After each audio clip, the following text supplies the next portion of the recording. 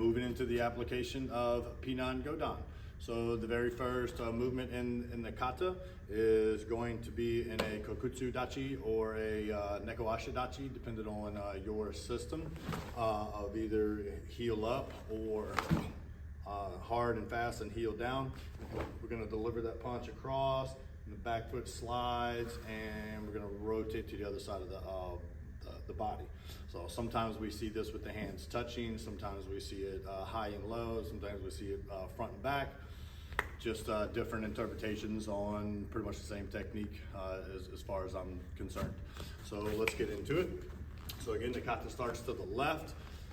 If we're in this position, he's got his grab. So this one, we're going to start from a lapel grab, if you guys can see that. Now we're using the blocks or the uki in this particular application, the inside block. These blocks is really, it's a misinterpretation. Uki means to receive. Even when he is being my uki, he's the one receiving the techniques. So basically the same word there. So we are receiving everything here. I'm not using it to try and block a punch. I'm using it to break his kazushi, to take his balance and his posture from him.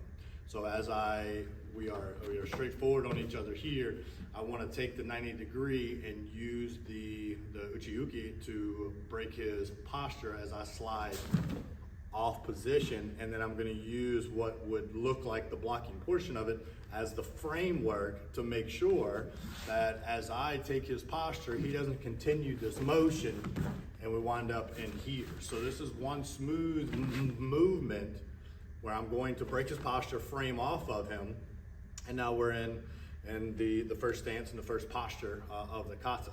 Now I want to take just 1 minute to look at two different concepts or two different approaches to this technique, and it's shown in the katas. So a lot of the Okinawans versions of this kata are done in neko ashi dachi, right? So it's a sliding cat stance, although we always call it cat stance. Ashi means to slide.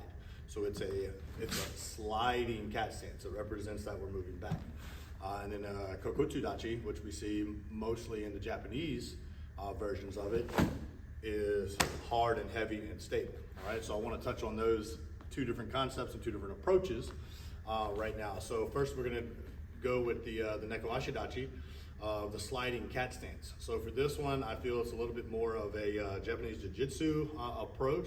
It's not as hard and violent, but instead I'm sliding and I'm going to pull him with me. Now to do this, I want to start my connection high on the shoulder, and I'm going to rub and pull down to the crease of his elbow as I slide off, right? So it's not as aggressive as the other version, and it's represented in the stance itself. Okay, the neko ashi dachi, the sliding cat stance. So me sliding off to the side, and as I do that, I'm going to rake this one down the bicep, from the top of the bicep to the bottom of the bicep, taking him with me.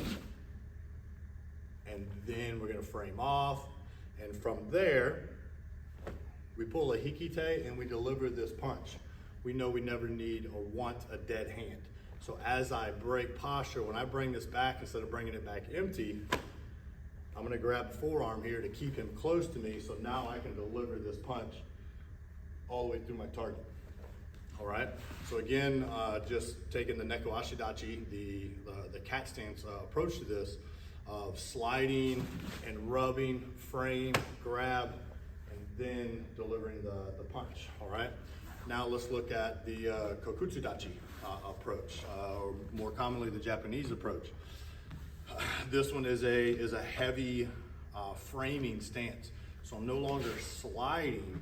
Now I am shifting off to the side and dropping the weight down. This one is much more aggressive.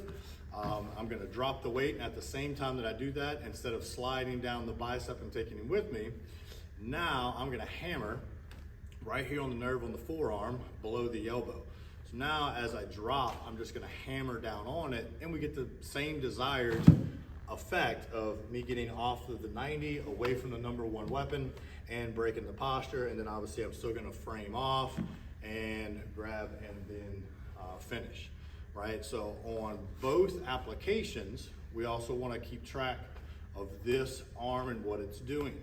As I break off, doesn't matter which approach or concept we're using, as I pull off this way, this hand, it can keep track of it here, but I'm actually gonna keep track of it here so I can use this to either push off of him, guard from a punch, whatever it is, but I'm breaking posture. This hand completes the fold, and that allows me to stay protected, all right?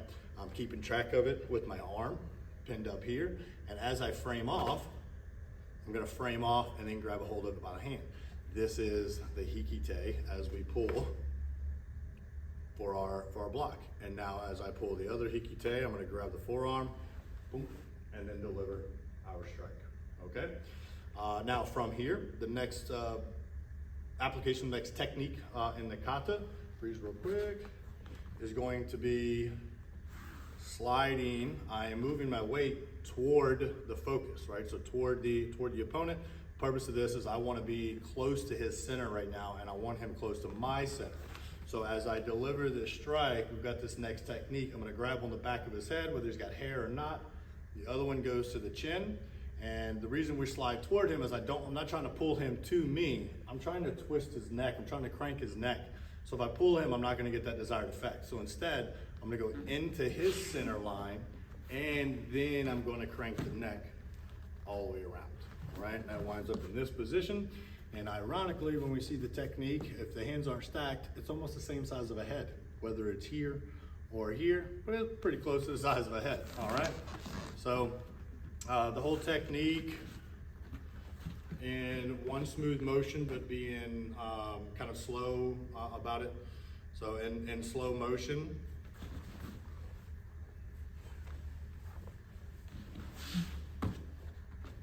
all right. And we're gonna go a little bit faster, but I'm not gonna crank on his neck. All right, so moving off slide, 1, 2, 3, 4, and then we crank nice and slow. All right, that's the first piece of Pinan Godan, the opening sequence of the angles going to the left, and obviously I'm not gonna do the other one because it could be the exact same on the other side, just teaching us both sides. All right, that's section 1. Thank you.